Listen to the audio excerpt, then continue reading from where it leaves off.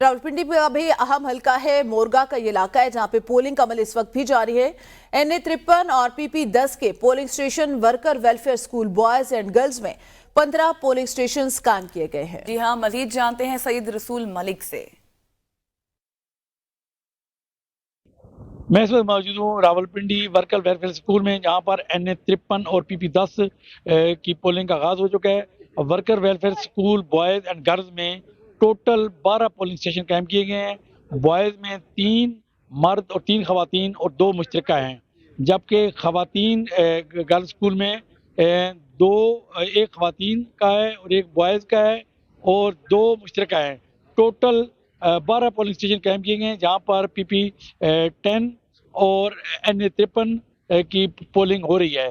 जहाँ पर उम्मीदवार हैं चौधरी नईम इजाज PP-10 के और मुस्लिम लीग नून के, और जबकि राजा कमर इस्लाम NA-53 के उम्मीदवार हैं, और जब उसके साथ साथ तरीके लब्बैक के चौधरी सजाद कैसर हैं, और इसके अलावा NA-53 के चौधरी खालिद तैमूर हैं TLP के, और आज़ाद उम्मीदवार साबिक़ वज़ीर वज़ीर दाखिला चौधरी निसार अली खान जो कि PP-10 और NA-53 के उम्मीदवार हैं, उनके भी हक़ रैदई का इस्तेमाल हो रहा है और आवाम पुरजोश है।